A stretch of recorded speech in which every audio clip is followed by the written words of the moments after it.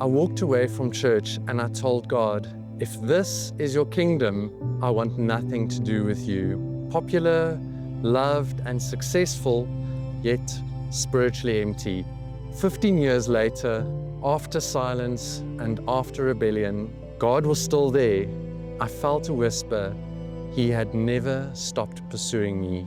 In 2001, I was baptized into Christ during my final semester at university. The church I joined was warm, vibrant, and alive, and filled with disciples who practiced what they preached. I'm still in awe of the Bible studies that led me there. You do not leave that unchanged.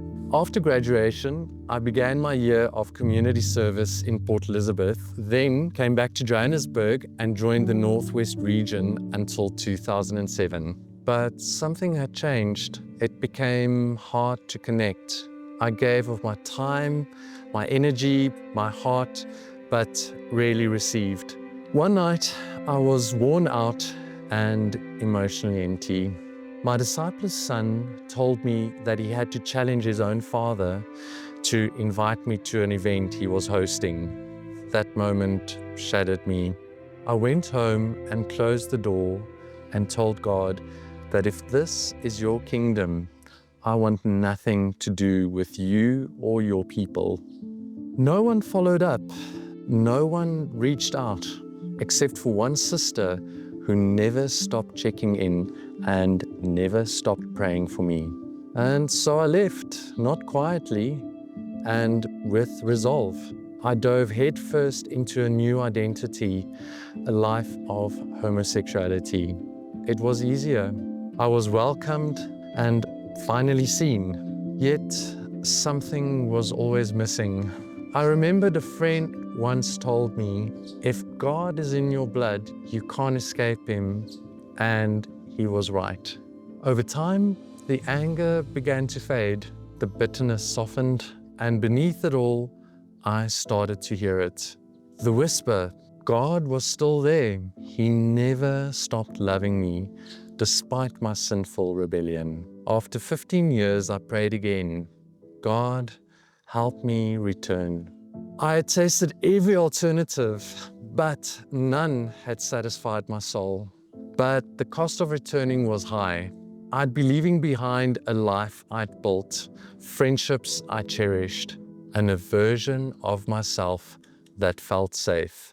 Would I walk back into a church still feeling unseen, still without any connection? But God, as always, had paved the way. 2 years after that prayer, everything shifted. I deleted every trace of my old life. I cut ties and I reached out to a brother in the church. Since I'd left, the church had grown, evolved. They now had a same-sex attraction ministry. 2 brothers studied the Bible with me. I saw a psychologist who helped me to understand God's love, not just in theory, but deeply and personally. I learned more in that 1 year than all the early years combined. And this time, I stayed. This time, I knew who God was, not just in Scripture, but in suffering, in my wandering, and in my return. The church still isn't perfect, but it's God's. Looking back, I realize my decision to leave was steeped in pride, in hurt, and placing people on pedestals. People will disappoint you, but God never did. I've come back with purpose, to love God with all my heart, to serve His people without conditions, to walk alongside others who've left and help them find their way home, to support men who love God but wrestle with same-sex attraction, and show them they are not alone. I'm grateful, I'm humbled, and I'm finally home.